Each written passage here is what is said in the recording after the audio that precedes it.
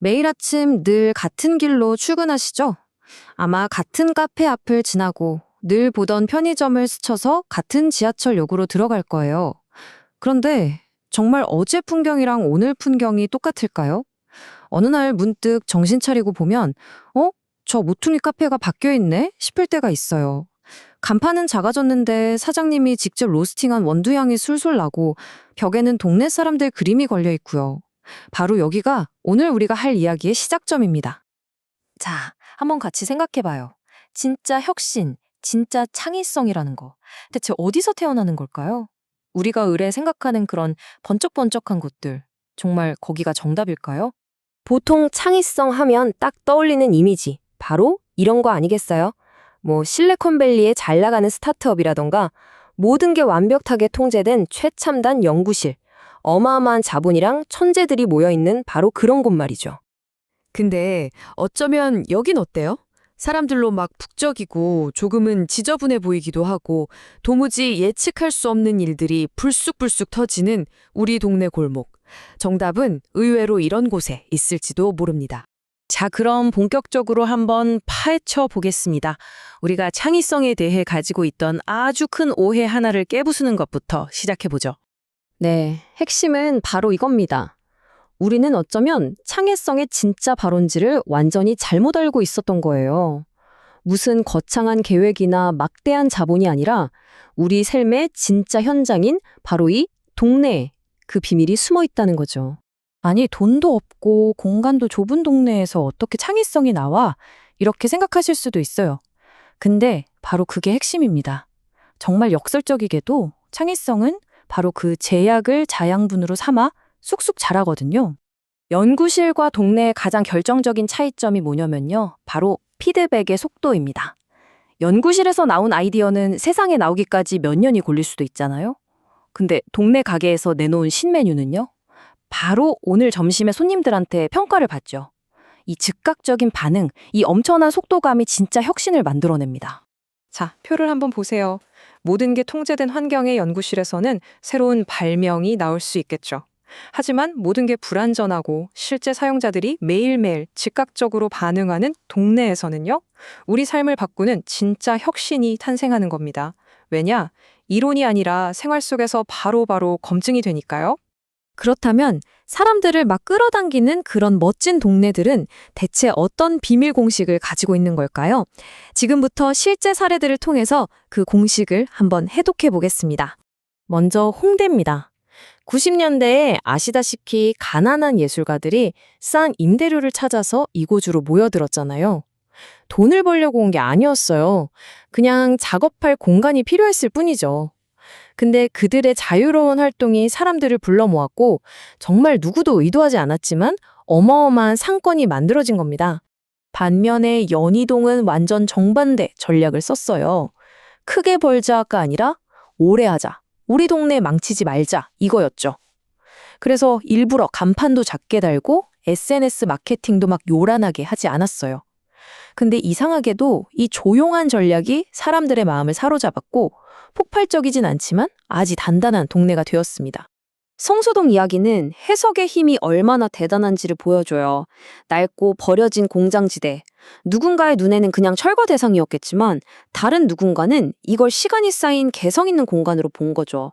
건물을 부수는 대신 그 결을 살려서 카페랑 전시 공간으로 만들었어요. 창의성은 무에서 유를 만드는 게 아니라 있는 것을 다르게 보는 것에서 시작된다는 걸 제대로 보여준 사례죠.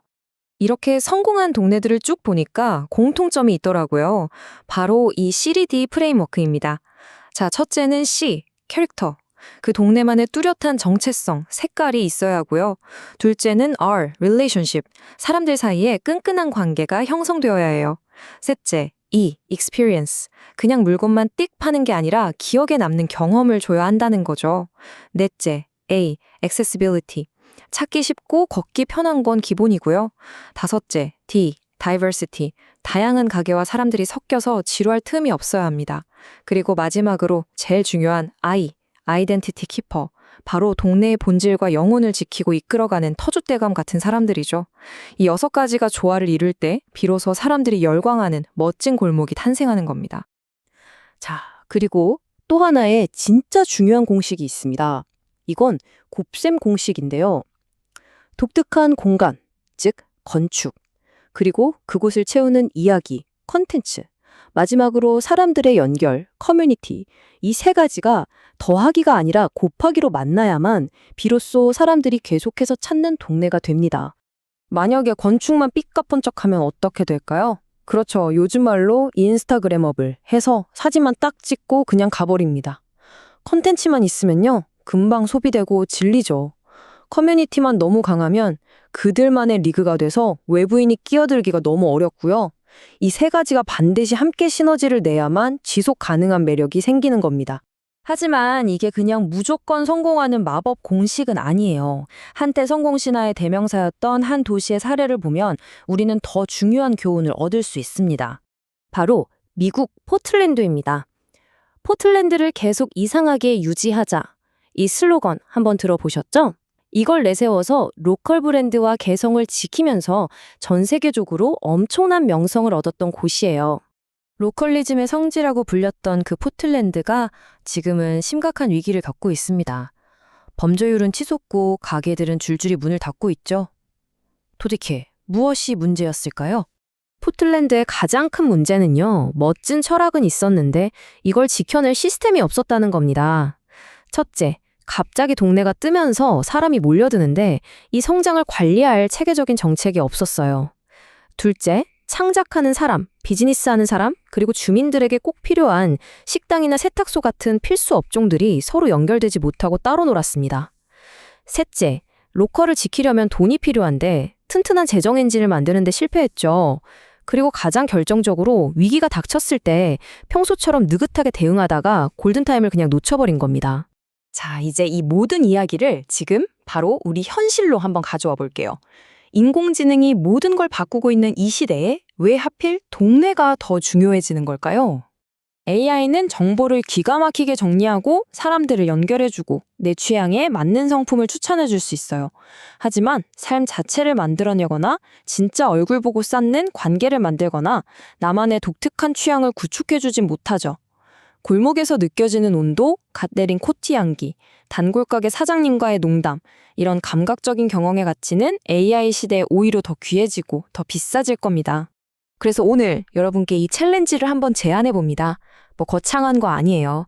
딱 30일만 내 동네를 새로운 눈으로 발견하고 관찰하고 연결해 보는 거예요. 그리고 마지막 주에는 동네를 위한 작은 아이디어를 내보고 아주 작은 실험이라도 한번 해보는 거죠. 이 과정을 통해서 여러분 안에 잠자고 있던 창의성이 분명히 깨어날 겁니다. 꼭 기억하세요. 혁신은 저 멀리 실리콘밸리 같은 특별한 곳에만 있는 게 아닙니다. 당신이 매일 걷는 바로 그 길 위에 우리 동네 안에 이미 존재하고 있습니다. 오늘부터 당신의 동네를 한번 다르게 바라보세요.